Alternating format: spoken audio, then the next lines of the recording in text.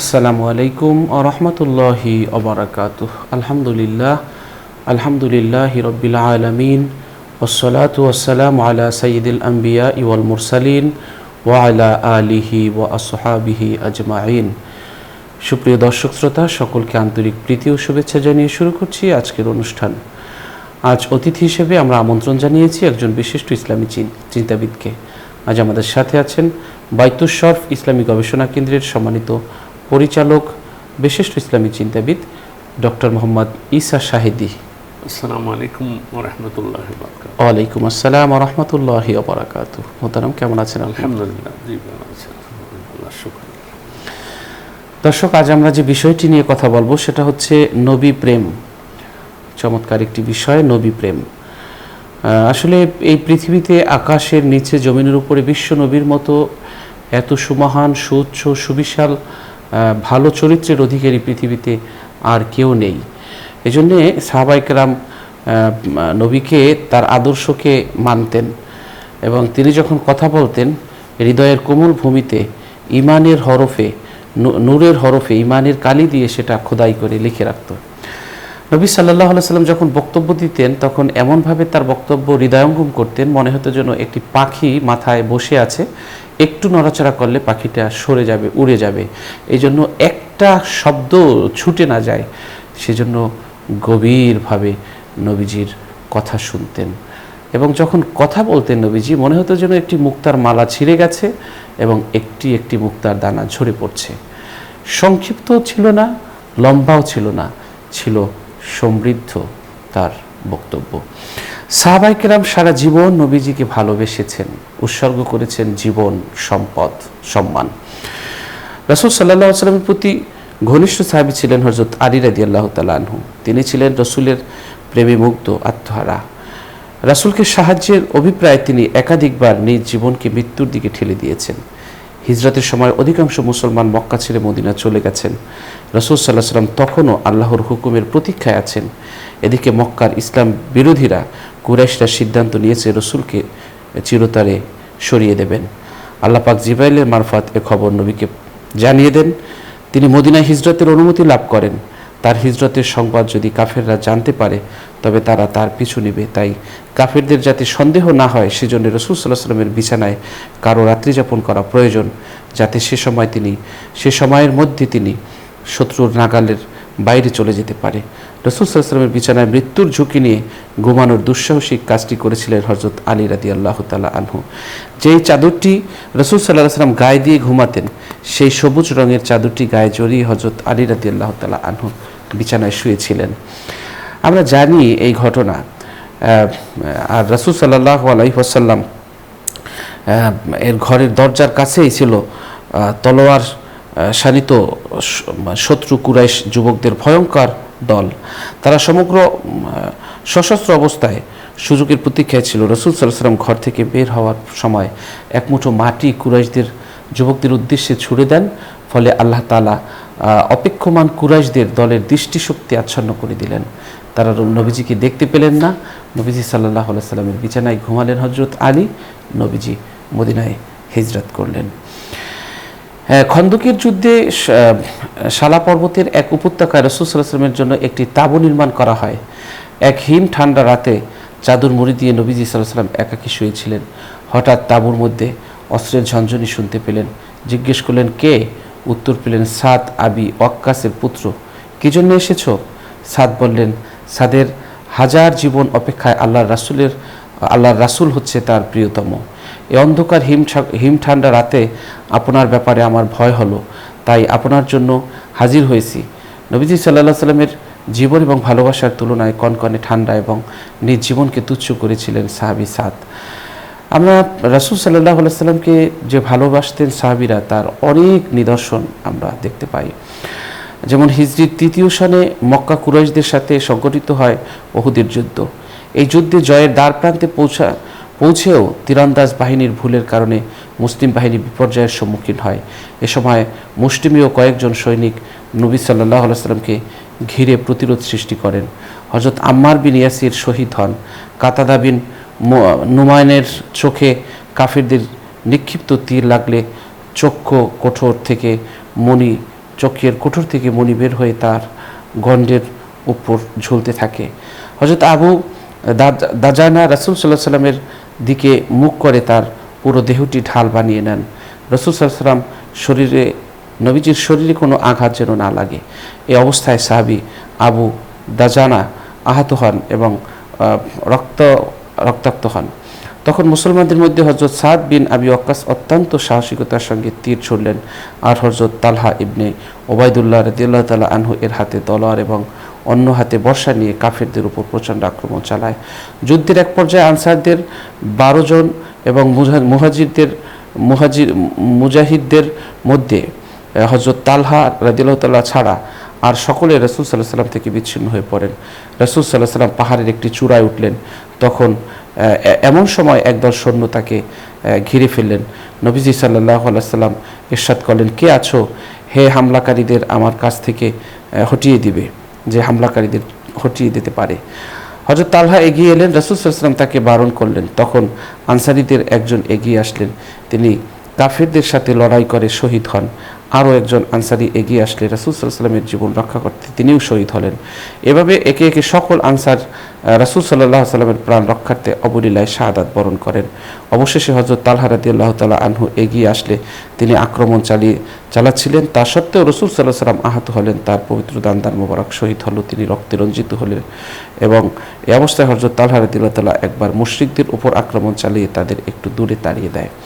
রাসূল সাল্লাল্লাহু আলাইহি ওয়াসাল্লাম যখন হিজরত করতে যাচ্ছিলেন, আবু বকর রাদিয়াল্লাহু তাআলা আনহু নবীজির সাথে ছিলেন। একবার ডানে, একবার বামে, একবার সামনে, একবার পিছনে দৌড়াচ্ছিলেন। নবী জিজ্ঞেস করলেন, আবু বকর কেন তুমি এমন করছো? আবু বকর বললেন, হে রাসূল সাল্লাল্লাহু আলাইহি সাল্লাম, আপনি আমার সফরের সাথী। যখন ডানে যাই মনে হয় কাফেরেরা বাম দিক থেকে তীর মারতেছে, বামে চলে আসি। যখন বামে চলে আসি মনে হয় সামনের দিক থেকে তীর আসতেছে, সামনে আসি। যখন সামনে আসি মনে হয় পিছন দিক থেকে তীর আসতেছে, পিছনে আসি। হে রাসূল, আপনার ডানের, বামের, সামনের, পিছনের সমস্ত তীরগুলো আমি আমার বুকে জড়িয়ে নিতে চাই, আমার বুকে নিতে চাই, তবু আপনার গায়ে একটা তীর আমি লাগতে দিতে চাই না। এই হলো সাহাবীদের নবী প্রেম। আমরা যুগে যুগে সাহাবায়ে কেরাম, তাবিঈন, উলামায়ে মুতাকাদ্দিমিন, মুতাআখিরিন যারা নবী প্রেমের কিছু দৃষ্টান্ত রেখেছে, তার কিছু চিত্র আজ আমাদের অতিথির মাধ্যমে আপনাদের মাঝে তুলে ধরব। চলুন আলোচনা শুনছি অতিথির কাছ থেকে। আল্লামা ইকবালকে নিয়ে আমি শুরু করতে চাই। আল্লামা ইকবাল রসুল প্রেমের, হব্বে রসুল, আল্লাহ রসুলের প্রেমের অনেকগুলো কবিতা লিখেছেন। তো ওনার যে প্রেমের দর্শনটা নিয়ে আমি আলোচনা করতে চাই। আমরা জানি যে উনি একটা কবিতা লিখেছেন, কবিতার নাম হলো শিকওয়া। শিকওয়া মানে অভিযোগ, অনুযোগ, নালিশ। শিকওয়া এবং তারপর লিখেছেন জবাবে শিকওয়া। শিকওয়াটা তিনি একটা নাতি দীর্ঘ একটা কবিতা, এটা বড় নাম কোনো বই না, ওইটার মধ্যে অভিযোগ। অভিযোগ কি? আল্লাহর বিরুদ্ধে অভিযোগ। আল্লাহর বিরুদ্ধে অভিযোগ আবার কার কাছে করে? সেটা আল্লাহর কাছে করে। কি অভিযোগ? অভিযোগটা হলো যে মুসলমানরা ইসলামের জন্য জান দিয়েছে, প্রাণ দিয়েছে, এখনো নামাজ পড়ে, রোজা রাখে, এরা মুসলমানরাই এগুলো করে, আল্লাহকে মানে মুসলমানরাই, ইবাদত বন্দি করে মুসলমানরাই। এরপরও কি মুসলমানরা মার খায় কেন? দুঃখ দুর্দশায় কেন? তাদের অভাব অভিযোগ এরকম কেন? বিভিন্ন জায়গায় মুসলমানরা নিগ্রহের শিকার হচ্ছে কেন? এটা হলো অভিযোগ। এই অভিযোগ এটা উনি একটা আঞ্জুমানে ইসলামের একটা সমিতির মধ্যে পাঠ করার পরে একটা হইচই পড়ে গেল, আল্লাহর বিরুদ্ধে একজন কবি অভিযোগ করেছে, তাহলে তো এটা বড় ধরনের একটা ধৃষ্টতা। যাই হোক, এটা উত্থাপন করার পরে কিছুদিন পরে তিনি আবার একটা বই লিখলেন, সেটা হলো জবাবে শিকওয়া, মানে শিকওয়ার জবাব। উনি যে অভিযোগ করেছেন, অনুযোগ করেছেন, নালিশ করেছেন আল্লাহর বিরুদ্ধে আল্লাহর কাছে, সেটা জবাব দিয়েছেন। সেই জবাবটা কি? যে আল্লাহর পক্ষ থেকে জবাব। উনি তো নালিশ করেছিলেন আল্লাহর কাছে যে আমাদের একই অপরাধ, আল্লাহর পক্ষ থেকে জবাব দিয়েছেন। এই জবাব দিয়ে বিভিন্ন জায়গায় আগে যে সমস্ত নালিশ করেছিলেন সেই নালিশগুলো প্রত্যেকটা ধরে ধরে ধরে ধরে সুন্দর সুন্দর জবাব দিয়েছেন। পরে এই জবাবে শিকওয়ার শেষ দিকে এসে ইকবাল একটা কথা বলছেন আল্লাহর হয়ে, আল্লাহর পক্ষ থেকে, যে তোমরা মুসলমানরা, মুসলমানদের অবস্থার উত্তরণ ঘটবে, তোমরা আবার মাথা তুলে দাঁড়াতে পারবে, তোমরা আবার দুনিয়ার বুকে নিজের শৌর্য বীর্য প্রতিষ্ঠা করতে পারবে একটা শর্তে। সেটা হলো কি, কুव्वते इश्क से हर पस्त को बाला कर दे। এটা হলো জবাবে শেকওয়ার। कुव्वते इश्क से हर पस्त को बाला कर दे, दहर को इसमें मोहम्मद से उजाला कर दे। कुव्वते इश्क से, ইশকের প্রেমের শক্তি দিয়ে যত কিছু নিচু আছে সেটাকে উপরে উঠাই দাও, মানে উলট পালট করে দাও, বিপ্লব ঘটাই দাও। এই বিপ্লবটা, ইকবালের বিপ্লবটা কি? প্রেমের বিপ্লব। প্রেম দিয়ে বিপ্লব ঘটাও। প্রেম প্রেম করলে কি বিপ্লব হয়ে যাবে? না, প্রেমের বিপ্লব বলতে ইকবাল বলতেছেন কি, দাহরকো, জগৎটাকে ইসমে মোহাম্মদ সে, মোহাম্মদের নাম দিয়ে উজালা করে দাও, উজালা করে দাও, আলোকিত করে দাও, তাহলে বিপ্লব ঘটে যাবে। সুবহানাল্লাহ। এরপরে উনি আরো, আমার তো এখন স্মরণ নাই, আরো অনেক সুন্দর সুন্দর মানে আল্লাহ রসুলের রিফাতে শান রাফানা লাকা যিকরাকা দেখে এভাবে বলতে বলতে সেই জবাবে শেকওয়ার যে শেষ কবিতাটা, শেষ দুইটা লাইন আমি এখানে বলতেছি, সেখানে জিনিসটা ফুটে উঠছে ওনার যে আল্লাহ রসুলের প্রেমের দর্শনটা। প্রেম প্রেম আমরা শুধু প্রেম বললে তো হলো না, মুখে মুখ উচ্চারণ করলে, স্লোগান দিলে হবে না, কিন্তু এই প্রেমের দর্শনটাকে, দর্শনটা দিয়ে মানুষের জীবন পরিবর্তন হয়ে যায়, জগৎ পরিবর্তন হয়ে যায়, সমাজ পরিবর্তন হয়ে যায়, মুসলমানদের ভাগ্য পরিবর্তন হয়ে যাবে। তিনি বলছেন কি, আল্লাহর পক্ষ থেকে, আল্লাহ তাআলার বিরুদ্ধে তো নালিশ করেছিল, আল্লাহ তাআলা নালিশের জবাব দিচ্ছে যে তোমাদের ভাগ্য পরিবর্তন হবে, তোমাদের অবস্থা পরিবর্তন হবে একটা জিনিস, সেটা কি, কি মুহাম্মদ সে ওয়াফাত হোনে তো হাম থেরে হ্যাঁ। মুহাম্মদের সাথে যদি ওয়াফাদারি করো, ওয়াফাদারি মানে বিশ্বাসতা, প্রেমের ভালোবাসার, যদি ভালোবাসার বিশ্বাস ভঙ্গ করে সেটা বলে যে বেওফাই, আর যদি বিশ্বাস রক্ষা করে সেটাকে বলে তো ওয়াফাদারি। তুমি যদি কি মোহাম্মদ সে ওয়াফাত হোনে, মোহাম্মদের সাথে যদি তুমি ওয়াফাদারি করো, তো হাম থেরে হ্যাঁ, আমি খোদা তোমার, আমি খোদা তোমার হয়ে যাব। ये जहाँ चीज़ है क्या लोह कलम तेरे हैं। এই জগৎ কি জিনিস, এই জগতের এগুলোর মানে বিষয় আসে, এগুলো তো তুচ্ছ জিনিস।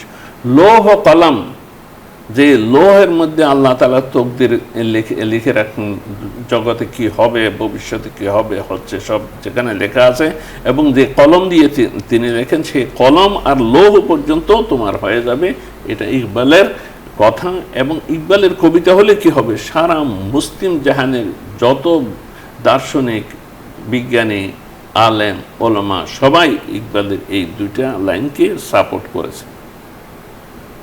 তাহলে আমরা মানে আল্লাহ রসুলের যে মহব্বতের কথা বলা হচ্ছে, যে মহব্বত আল্লাহ সাহাবা ইকরাম তাদের জীবনের চাইতে, প্রাণের চাইতে, প্রত্যেকটা সাহাবীর যা আমরা ঘটনা যদি দেখি, দেখবো যে ওনার প্রাণের চাইতে, জীবনের চাইতে বেশি আল্লাহ রসুলকে ভালোবাসতেন।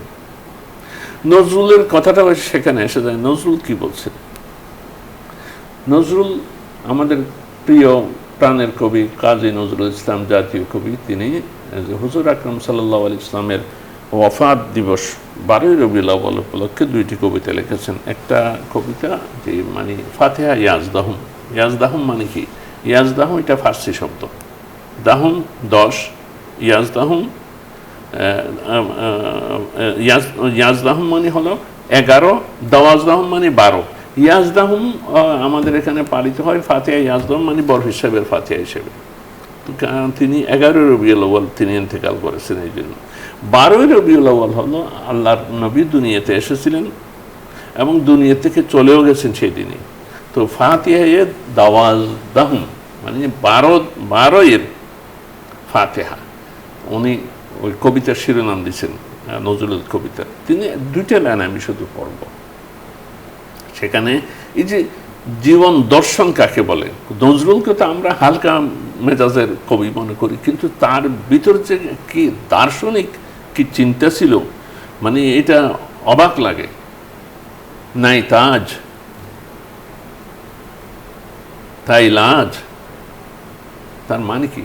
তোমার তাজ নাই। তাজ কাকে বলে? পাগড়ি না, মুকুট, যেটা রাজকীয় মুকুট সেটাকে বলে তাজ। তো তোমার মুকুট নাই মানে রাজত্ব নাই, তুমি রাজত্বের হারা হয়ে গেছে। হ্যাঁ মুসলমান, তুমি এই জন্য লজ্জিত? নাই তাজ তাই লাজ। দেখেন এই দুটি শব্দের ভিতরে এই চারটি শব্দ, নাই তাজ মানে তোমার রাজত্ব হারাই ফেলেছো, তোমার কর্তৃত্ব হারাই ফেলেছো, সৌর্যবীর্য হারাই ফেলেছো, তাই লাজ, তার জন্য তুমি অনুতপ্ত, অনুশোচনা। দুইটা শব্দের ভিতরে দেখেন পুরো ইতিহাস দর্শনটা উনি সামনে এনেছেন। সমাধান কি দিচ্ছেন? ওরে মুসলিম, হ্যাঁ মুসলিম, খরজুর শীষে তোরা সাজ। খরজুর শীষ, খরজুর মানে হলো কবিতার উচ্চারণ আর কি, খেজুর। খেজুর ওনার উচ্চারণে খরজুর। খেজুরের শীষে, শীষ মানে কি? আমরা তো দানি শীষ এখন মার খাচ্ছি নি। খরজুরের শীষ মানে খেজুর যে ঢালের মধ্যে হয়, সেই খেজুর শীষ দিয়ে তুমি সাজো। তার মানে কি? মদিনার পরিচয় কি? খেজুর। খেজুর, আমাদের আজওয়া খেজুর। মদিনার প্রতীক হলো খেজুর গাছ, খেজুর। যেমন ফিলিস্তিনের খেজুর প্রতীক কি? জয়তুন। ফিলিস্তিনিরা জয়তুনের প্রতীক ব্যবহার করে। যেমন আমরা মনে করি আমরা একটা বানাইছি শাপলা, বাংলাদেশে শাপলা। শাপলার একটা গল্প আছে, গল্পটা বলি। ইরানি বন্ধুরা আসছে, আমাকে বলে যে, আমি তো অনুবাদক হিসাবে থাকি, আমাকে বলে যে তোমাদের দেশে নাকি নীলুফার পাওয়া যায়। আমি যে হ্যাঁ নীলুফার, হয় আমাকে একটু নীলুফার দেখাই। তো নীলুফার মানে এই যে নীলুফার মানে হলো শাপলা। আমি চিন্তা করলাম যে এখানে ধানমন্ডিতে ছিল, ধানমন্ডিতে লেকের মধ্যে তো নীলুফার আছে, শাপলা আছে, ওখানে দেখাই দিলে তো ওইটার মর্যাদা হবে না। আমি তার ওইদিকে গাড়িতে আছে, আমি আর দেখাইলাম না সেখানে। আমি বললাম যে সাভার যাচ্ছে স্মৃতিসৌধে, ওখানে দেখাবো, তাহলে সে বুঝবে যে এটা কত জাতীয় গুরুত্বপূর্ণ। দেখ, যাওয়ার পরে স্মৃতিসৌধে যাওয়ার পরে আমার যে নীলুফার দেখবা? হ্যাঁ, কয় যে নীলুফার। তারপরে ক্যামেরা নিয়ে মানে হয়ে গেল, ব্যস্ত হয়ে গেল, নীলুফারের ছবি উঠাবে, বাবু উঠাবে। আমরা তো এগুলো মনে করেন আমাদের দেশে আছে বলে এগুলো আমরা কদর বুঝি না। যেমন কলার কদর আমরা বুঝি না, কিন্তু ইরানে যান কলার যা কদর, নারকেলের যে কদর। আমাদের কাছে যেমন আঙ্গুরের কদর, মনে করেন আমাদের ফল ছিল না এটা, এই জন্য ওদের ওখানে কলার কদর বেশি, নারকেলের কদর বেশি। যাই হোক, এগুলো নিয়ে অনেক গল্প আছে। যেহেতু ইরানে কিছুদিন ছিলাম, এগুলো নিয়ে কিছু কিছু ঘটনা ঘটছে। যাই হোক, আমাদের বিষয়টা হলো রসুল পাক সাল্লাল্লাহু আলাইহি ইসলামের আদর্শ এবং ভালোবাসা। নজরুল বলতেছে কি? খরজুর শীষে মানে মদিনার আদর্শে, মদিনার প্রতীকে খরজুর শীষে তোরা সাজ, তোমরা সাজ নাও, সজ্জিত হও, রসুল পাকের আদর্শ ধারণ করো, তাহলে তোমরা আবার দুনিয়ার মধ্যে জাগতে পারবে। এটা এই কথাটা কি? নজরুল কথাটা কোরআন শরীফের অনুবাদ।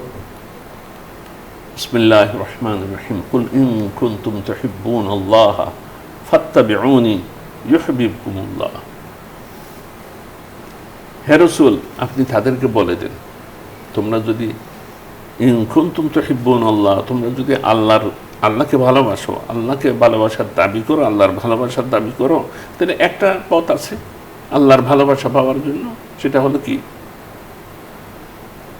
ফাত্তাবিউনি, আমার অনুসরণ করো, আমার আদর্শ মেনে চলো, আমার হুকুম হাকাম মেনে চলো, আমার আদেশগুলো পালন করো, নিষেধগুলো বর্জন করো।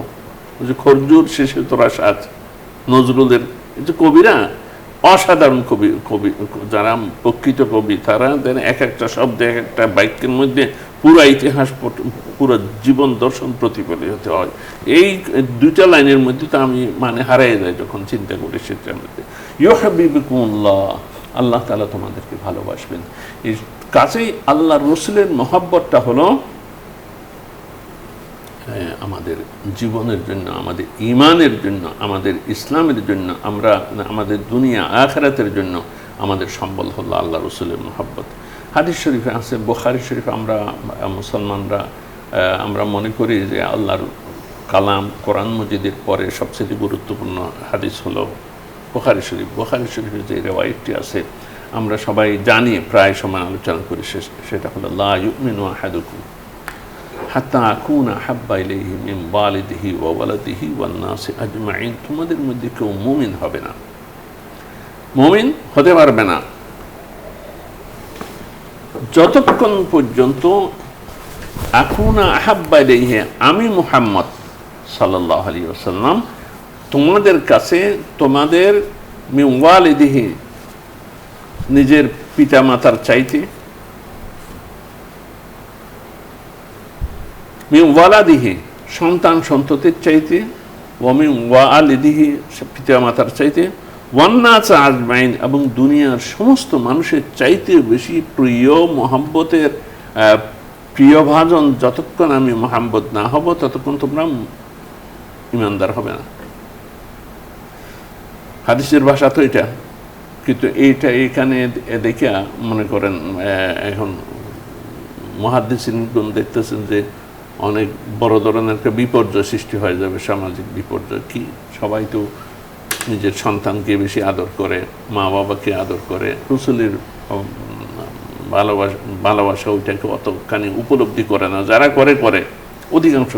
তো কি হবে, বলছে যে না, লা ইউমিনু আহাদুকুম, মানে একটু ব্যাখ্যা দিয়ে বলছে যে খাঁটি ইমানদার হবে না, পরিপূর্ণ ইমানদার হবে না।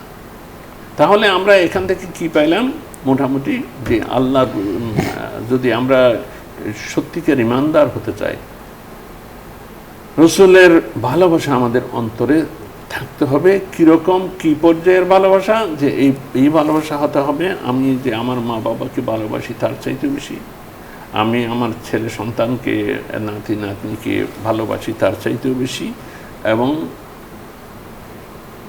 দুনিয়ার সমস্ত মানুষের চাইতে বেশি। তো এই ভালোবাসা পরিমাপ করার জন্য একটা মানদণ্ড আছে, সেটা হলো সেটা যদি মনে করেন যে আমার মা বাবা যদি আল্লাহ রসুলের বিরুদ্ধে আচরণ করে, আমি যদি তবুও মা বাবাকে বেশি ভালোবাসি, আল্লাহ রসুলকে ভালো না বাসি, তাহলে আমার ঈমান থাকবে না, পরিষ্কার। আমার ছেলে মেয়ে আল্লাহ রসুলের বিরুদ্ধে আচরণ করে, নাউযুবিল্লাহ মিন যালিকা, এমন সব কথাবার্তা বলে যেটা আল্লাহ রসুলের শানে নয়, এখন যদি তারপরও আমি যদি আল্লাহ রসুলের চাইতে আমার ছেলে মেয়েকে, আমার ছেলে সন্তান সন্ততিকে যদি বেশি ভালোবাসি, তাহলে আমার মধ্যে ঈমান থাকবে না। বরং ওই সময় আমাকে বলতে হবে যে মা বাবা যদি, হাদিস শরীফের মধ্যে, কোরআন শরীফের একটা ঘটনা আছে, হযরত সাদ রাদিয়াল্লাহু তাআলা, যে তার মা বলছিল যে তুমি ঈমান এনেছো, আমার বাপদাদার ধর্ম ত্যাগ করে আমি অনশন ধর্ম করলাম, খেলাম না, না খেয়ে মরে যাব, আর তুমি দুনিয়ার সামনে, সমাজের সামনে তুমি একজন মার প্রতি, মানে মায়ের প্রতি অসম্মান দেখাও, মাতৃভক্তি নাই, এ ধরনের একটা কলঙ্ক নিয়ে দুনিয়াতে তুমি থাকবে। তখন তিনি বলছিলেন, সংক্ষেপে বলতেছি, যে মা তুমি, আমার সম্মান শ্রদ্ধা সব কিছু আছে, কিন্তু যদি বলেন যে ঈমান হারা হতে হবে আমাকে, তাহলে আপনি যদি 100 বার মারাও যান, 100 বার জিন্দাও হন, আমি সাদ আমার ঈমান ত্যাগ করব না। তখন বুঝতে পারলেন যে ছেলেকে নড়ানো যাবে না, আবার ফিরে আসলো। যাই হোক, এই যে এই সামনে যখন আসে দুনিয়ার সমস্ত মানুষ, সমাজের সব মানুষ আল্লাহ রসুলের নাউযুবিল্লাহ বিরুদ্ধে আচরণ করতেছে, আমি যদি আল্লাহ রসুলের সেই জায়গায় যদি আল্লাহ রসুলের প্রতি আমার ভক্তি, ভালোবাসা, মহব্বত যদি বৃদ্ধি না পায়, এবং আল্লাহ রসুলের আদর্শের প্রতি বৃদ্ধি না পায়, তাহলে আমি মুমিন নয়। কাজে আমাদেরকে এই যে খুবই সুন্দর একটা আলোচনার বিষয় রেখেছেন, যে আমাদেরকে আল্লাহ রসুলকে সবচেয়ে বেশি ভালোবাসতে হবে, এবং এইটার জন্য কিছু কিছু প্রক্রিয়া আছে, কীভাবে ভালোবাসা অর্জন করব। আমরা একেবারে শেষ প্রান্তে মুহতারাম 1 মিনিট সময় পাবো। আল্লাহ রসুল বলছেন, তোমরা বেশি বেশি আমার প্রতি দরুদ পড়ো, যারা বেশি দরুদ পড়বে কিয়ামতের দিন আমার তারা কাছে থাকবে। বলছে যে তোমরা দরুদ পড়লে সে দরুদ সালাম আমার কাছে পাঠাই দেওয়া হয়, তার জবাব আমি দেই। তো সাহাবায়ে কেরাম জিজ্ঞাসা করলেন, ইয়া রাসূলুল্লাহ, আপনি তো এখন না আমরা সালাম সামনাসামনি দিচ্ছি, আপনি যখন ইন্তেকাল করে মারা যাবেন, আপনি তো মরে যাবেন, লাশ হয়ে যাবেন, আপনার দেহ তো হয়ে যাবে, পৌঁছে যাবে, ফাকাদ আরিমতা, তো আপনি কিভাবে সালামের জবাব দেবেন? তো হুজুর আকরাম সাল্লাল্লাহু আলাইহি ওয়াসাল্লাম বলছেন যে আল্লাহ তাআলা আম্বিয়াদেরকে মানে জাসদ, লাশ, মৃতদেহ জমিনের জন্য হারাম করে দিয়েছেন। কোনো, শুধু আমি নয়, কোনো নবীর দেহ মাটি স্পর্শ করে না। মানে হায়াতুন নবী হুজুর আকরাম সাল্লাল্লাহু আলাইহি ওয়াসাল্লাম মদিনা শরীফে এখন আছেন, জীবিত আছেন। বারজাখ আমাদের মতো জীবন নয়, বরং আমরা ঘুমের মধ্যেও তো মানুষের একটা জীবন থাকে, বারজাখী একটা জীবন আছে। সর্বোত্তম জীবন নিয়ে মদিনা শরীফে তিনি শায়িত আছেন। আমরা সালাম যদি পাঠাই, সেই সালামের তিনি শোনেন এবং সেই সালামের জবাব দেন। এই জন্য আমরা নামাজের মধ্যে আল্লাহ রসুলের উপর দরুদ পাঠ করি এবং আমরা আজানে তার নাম ঘোষণা করি, আত্তাহিয়াতুর মধ্যে পড়ি, সালাত সালাম সবসময় পড়তে হয়। কোরআন মসজিদের মধ্যে আল্লাহ পাক সুবহানাহু ওয়া তাআলা আমাদের উপর ফরজ করে দিয়েছেন, ইন্নাল্লাহা ওয়া মালাইকাতুহু ইউসাল্লুনা আলান নবী ইয়া আইয়ুহাল্লাযীনা আমানু সাল্লু আলাইহি ওয়া সাল্লিমু তাসলিমা। আল্লাহ রসুলকে সালাত ও সালাম বকশিশ করা, দেওয়া, এটা আমাদের উপর ফরজ করে দিয়েছেন। কেন? আল্লাহ রসুল যদি মরে লাশ হয়ে যেতে, পচে গলে যাইতেন, তাহলে তো এই হুকুম আসতো না। তাহলে হায়াতুন নবী, নবী করিম সাল্লাল্লাহু আলাইহি ওয়াসাল্লাম জীবিত আছেন। যারা মদিনা শরীফে আছেন, সেখানে আল্লাহ রসুলের সামনে দাঁড়িয়ে সালাম দেওয়ার সেই সৌভাগ্য তাদের হয়েছে। আল্লাহ তৌফিক দান করুন। আমাদের সালাম ও সালাত সালাম, অসংখ্য কোটি কোটি সালাত সালাম প্রিয় নবী হযরত মুহাম্মদ মুস্তাফা সাল্লাল্লাহু আলাইহি ওয়াসাল্লামের রোজায় আগতেছে আমরা এখান থেকে পেশ করছি, বাংলার জমিন থেকে। দর্শক, আমরা অনুষ্ঠানের শেষ প্রান্তে চলে এসেছি। মোহতারামকে অনেক অনেক ধন্যবাদ। আমরা অনুষ্ঠানের এই পর্যায়ে একটি মোনাজাত করব, আপনারাও চাইলে আমাদের সাথে শরীক হতে পারবেন। আল্লাহুম্মা সাল্লি আলা সাইয়্যিদিনা ওয়া নাবিয়িনা ওয়া শাফিয়িনা ওয়া হাবিবিনা ওয়া মাওলানা মুহাম্মদ সাল্লাল্লাহু আলাইহি ওয়া আলা আলিহি ওয়া আসহাবিহি ওয়া বারাকা ওয়া সাল্লাম। আল্লাহুম্মা আমিন। ربنا ظلمنا أنفسنا وإن لم تغفر لنا وترحمنا لنكونن من الخاسرين آمين। আল্লাহ তাআলা জীবনের সমস্ত গুনাহ খাতা নিয়ে আপনার শাহী দরবারে গুনাহকারী, সিয়াকারী, খাতাকারী, অভাবী, পাপী, দুর্বল, অসহায় হাত তুলেছি। জীবনে অনেক গুনাহ করেছি। গুনার দিকে তাকালে মনে হয় কবরে আপনি আযাব দিবেন। গুনার দিকে তাকালে মনে হয় আপনি আমাদের আযাব দিবেন। গুনার দিকে নয়, মোদের মিনতি আর ফরিয়াদ আর আকুতির দিকে তাকিয়ে মোদের জিন্দেগির গুনাহগুলো মাফ করে দিন। ডানে বামে সামনে পিছনে উপরে নিচে কত গুনাহ আল্লাহ, গুনার ময়লা লেগেছে। সারা জীবন তো আয়না পরিষ্কার করে গেলাম, গুনার ময়লা তো লেগে আছে আমাদের শরীরে, জীবনে। আল্লাহ তাআলা জীবন থেকে আমাদের গুনার ময়লা রহমতের পানি দিয়ে ধুয়ে পরিষ্কার করে দাও। আল্লাহ তাআলা সব অভাব অভিযোগ দূর করে দাও। আল্লাহ তাআলা প্রয়োজন তুমি পূরণ করে দাও। ব্যবসা বাণিজ্যে বরকত দাও। যারা অসুস্থ সুস্থ করে দাও। দেশের প্রতি রহমত নাজিল করে দাও। বৈশ্বিক রব্বুল আলামিন যত যুদ্ধ বিগ্রহ আছে সেগুলো তুমি বন্ধ করে দাও। মানুষের স্বাভাবিক জীবন যাপনে তুমি আল্লাহ সহায়তা দান করো। আসমান জমিনের বালা মুসিবত তুমি আল্লাহ কমায় দাও।